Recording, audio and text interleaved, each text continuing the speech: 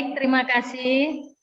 Bismillahirrahmanirrahim. Assalamualaikum warahmatullahi wabarakatuh. Selamat siang dan salam sejahtera bagi kita semua. Bagaimana kabarnya hari ini? Semuanya pada sehat, insya Allah. Kita masih diberikan Allah kesehatan dan kesempatan sehingga kita bisa belajar kembali, terutama pada kesempatan siang hari ini. Kita akan belajar bagaimana membuat best practice dan PTS ya. Tadi seperti yang sudah disampaikan oleh Ibu moderator ya. Kali ini yang Bapak Ibu yang kira-kira berminat atau masih ingin tahu lagi lebih dalam, nanti coba disimpan nomor WA saya, nanti bisa tanya-tanya gitu mengenai ECOS tadi. Kemudian izin saya share screen ya Bu. Pelatihan peningkatan budaya literasi pada pertemuan yang keempat kita ini, kebetulan saya diberi kesempatan untuk menceritakan atau membawakan materi kiat menulis best practice dan PTS. Jadi ini tadi produk yang disampaikan. Jadi sekarang kita akan belajar, sebenarnya mungkin Bapak Ibu sudah seperti yang Ibu moderator ceritakan tadi, sudah tidak asing lagi dengan yang namanya best practice. Jadi best practice itu adalah karya terbaik yang pernah kita buat. Nah, kita sebagai guru atau kita sebagai kepala sekolah atau sebagai pengawas pastinya punya segudang atau banyak sekali praktik-praktik baik yang sudah kita lakukan. Hanya saja mungkin kita di sini mungkin kadang lupa menuliskannya, atau mungkin kita kepingin menuliskannya tapi mungkin tidak paham gimana cara-caranya. Nah, makanya kita ada belajar ini. Nanti kalau di sini masih kurang, boleh kita tanya-tanya. Insya Allah saya siap menerima keluhan Bapak Ibu untuk bertanya, kita sharing, seperti itu. Jadi yang namanya best practice itu berarti praktik baik kita sebagai guru tadi ya. Jadi praktik baik kita itu dalam pembelajaran, misalnya kalau guru kadang-kadang kan masih, apakah guru bisa, apakah hanya kepala sekolah? Semua kita sebagai guru, kepala sekolah, pengawas bisa membuat best practice. Jadi karena best practice itu adalah karya tulis, yang penting sudah kita tuliskan, yang menceritakan pengalaman-pengalaman terbaik kita sebagai guru, kepala sekolah, atau pengawas dalam menyelesaikan sebuah permasalahan. Jadi ini tujuannya apa? Tujuannya itu untuk memperbaiki mutu layanan pendidikan. Jadi yang perlu menjadi garis bawah atau yang menjadi karakteristik dari best practice ini adalah tindakan-tindakan taktis dan praktis yang digunakan untuk mengatasi permasalahan-permasalahan yang kita hadapi.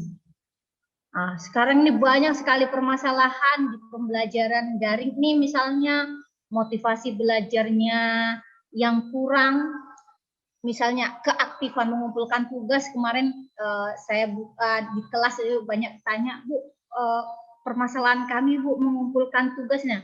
Jadi inilah tugas kita, mencari permasalahan kita ini harus yang namanya best practice, harus kita cari jalan keluar atau kita cari penyelesaian dari permasalahan kita.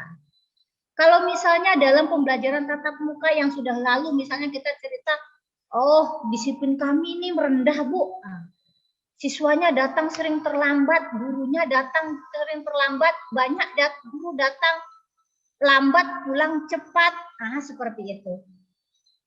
Jadi apa tindakan-tindakan yang kita lakukan untuk mengatasi permasalahan tadi, kita ceritakan dalam sebuah karya tulis. Itulah yang namanya best practice. Jadi tindakan-tindakan nyatanya ini harus.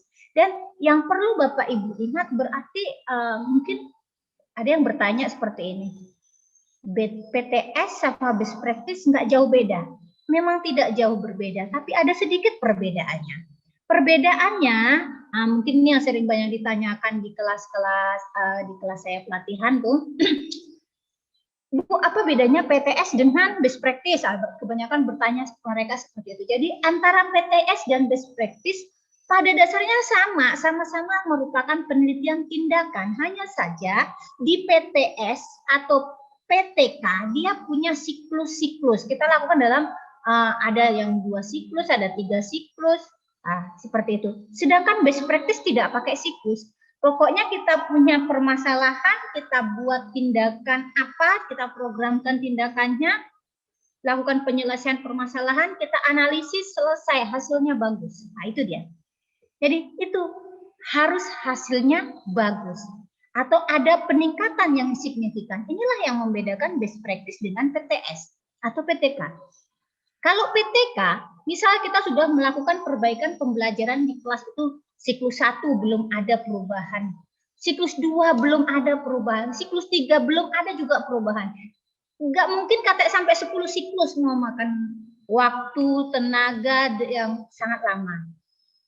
Kita tutup di misalnya di siklus 3, ternyata tidak memberikan dampak. Mungkin program kita yang kurang pas dengan situasi itu atau bagaimana. Jadi kalau best practice, kalau itu walaupun tidak ada peningkatan, PTK-nya benar, PTK-nya boleh diajukan untuk naik pangkat, bisa dinilai, bukan tidak bisa dinilai, bisa dinilai. Namun kalau best practice harus ada di kesimpulan dengan penerapan teknik metode pembelajaran ini mampu meningkatkan prestasi belajar matematika sekian persen. Itu harus ada. Itulah ciri khususnya best practice. Atau misalnya kemarin kan saya ada buat penerapan kelas maya seperti kelas nyata. Harus ada. Dengan adanya penerapan ini harus ada harus ada perubahan-perubahan yang terjadi.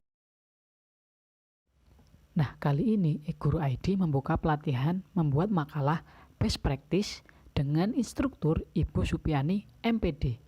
Nah, buat kalian yang berminat, langsung saja klik link yang ada di deskripsi video ini.